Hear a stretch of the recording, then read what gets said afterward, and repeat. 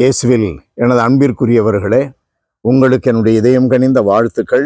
வணக்கம். அன்பானவர்களே, இன்றைய சிந்தனைக்கென்று ஆண்டவர் நமக்கு கொடுத்துள்ள பகுதி மத்தேயு நற்செய்தி 5வது அதிகாரம் 17 19 முடிய.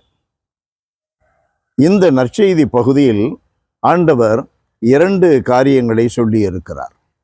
ஒன்று, இந்த உலகம் முடியும் மட்டும் சொன்னது அனைத்தும் நிகழும் என்று சொல்லப்பட்டுள்ள இறைவாக்குகள் மறையாது, ஒழியாது, அதை நிறைவேற்ற வந்தேன், முழுமையாக்க வந்தேன் என்பது முதல் செய்தி. 2வது செய்தி, இந்த இறைவாக்குகளின்படி நடப்பவர்கள், வாழ்க்கை அமைத்துக் கொள்பவர்கள் விண்ணரசில் மிக பெரியவர்கள் என்று அழைக்கப்படுவார்கள். அன்பானவர்களே, ஒவ்வொரு மனிதனும் இந்த உலகிலே, சமுதாயத்திலே, பொது மன்றங்களிலே, குடும்பத்திலே, தனிப்பட்ட முறையிலே எப்படி நடந்து கொள்ள வேண்டும் என்று கடவுள் திரு விவிலியத்தின் வழியாக, நம் மீட்பர் ஆண்டவர் இயேசு கிறிஸ்துவின் வழியாக நல்ல நேர்வரி சட்டங்களை நாம் பின்பற்றினால் அதை வைத்து நாம் விண்ணகத்திற்கு ஏணிப்படியில் ஏற முடியும் என்ற நிலையில் உள்ள சட்டங்களை, கட்டளைகளை கொடுத்துள்ளார். எந்த காலத்திலும் அது அழிந்து போகாது. இயேசு சொன்ன வார்த்தைகள் ஒவ்வொரு சிற்றெழுத்தும் ஒவ்வொரு புள்ளியும் நிறைவேறும். இந்த கட்டளைகளை நாம் கடைபிடித்து வாழ்ந்தால் குடும்பம் செழிக்கும், ஊர் செழிக்கும், நாடு வளம் பெறும், சமுதாயம் உயரும், உலகம் மேம்படும். ஆண்டவர் இயேசு நமக்கு படைப்பிலே என்ன சொல்லி இருக்கிறார் பாருங்கள். முதல் அதிகாரம் அதிலே 27வது வார்த்தையிலே அவர் சொல்லி இருக்கிறார். 27 கடவுள் தன்னுடைய சொந்த உருவிலும் சாயலிலும் மனிதர்களை படைக்கிறார். படைத்த பின்பு அவர் என்ன சொல்லுகிறார் பாருங்கள், அனைத்தையும் ஆளுங்கள். முந்தைய மொழிபெயர்ப்பிலே உலகை மேம்படுத்துங்கள். ஆண் பெண் இருவருக்கும் ஆண்டவர் கட்டளையிடுகிறார். அவர்கள் 2 பேரும் பழுகி பெருகுங்கள், உலகை மேம்படுத்துங்கள். இது கடவுள் நமக்கு, மனிதனுக்கு கொடுத்திருக்கிற கட்டளை.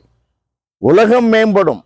கடவுளுடைய கட்டளைகளை கடைபிடித்தால் குடும்பம் செழிக்கிறது, ஊர் வளர்கிறது, நாடு வளமடைகிறது, உலகம் மேம்படுகிறது, தனி மனிதன் மிகச் சிறப்புறுகிறான். அன்பானவர்களே, இந்த சிறப்பு, இந்த வளம், இந்த உயர்வு கடவுளுடைய கட்டளைகளை கடைபிடிப்பதனால் மட்டும்தான் கிடைக்கும். மீறினால் பாவம், பாவத்தின் சம்பளம் மரணம். இதை கடைபிடித்தால் வாழ்வு.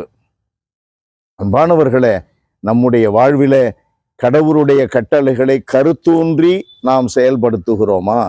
அதுதான் நம்முடைய வாழ்வின் மேல்வரி சட்டங்கள் என்ற எண்ணம் நம்மிலே உண்டா? அதன்படிதான் நம்மை நடத்தி கொள்ள வேண்டும் என்ற கட்டுப்பாடுகளை நமக்குள்ளே விதித்து கொள்ளுகின்ற உணர்வு, மனநிலை நம்மிடம் உண்டா? அன்பு நிறைந்த எங்கள் கடவுளே, சமுதாயத்திலே, அரசியலிலே, அரசாங்கம் நடத்துகின்றவர்கள் கூட எங்களுக்கு பல விதிமுறைகளை கொடுக்கிறார்கள். அந்த விதிமுறைகளை, கட்டளைகளை நாங்கள் கடைபிடிக்காமல் போகும் பொழுது தண்டனை கிடைக்கிறது. ஏன் தானோ தெரியவில்லை ஆண்டவரே. எங்களுடைய அன்றாட வாழ்க்கையில், இன் அவர் இன்னர் வேர்ல்ட், அன்பின் தகப்பனே, மனசாட்சியின்படி வாழ வேண்டும் என்ற நிலையிலே நாங்கள் அயலார்களை அன்பு செய்வதில் தவறிவிடுகிறோம்.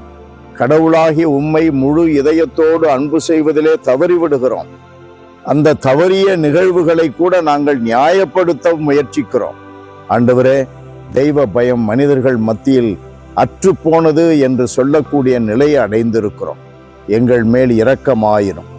உம்முடைய கட்டளைகளை கருத்தூன்றி கடைபிடிப்பதன் வழியாக மட்டுமே உம்முடைய அன்பில் நிலைத்திருப்போம் என்பதையும், உம்முடைய அன்பில் நாங்கள் நிலைத்திருந்தால் நீர் எங்களில் குடிகொள்ளுகிறீர் என்பதையும் நாங்கள் அறிந்து, உணர்ந்து, புரிந்து வாழ எங்களுக்கு வரம் தார். இயேசுவின் பெயரில் மன்றாடுகிறோம் தந்தையே. ஆமென், ஆமென்.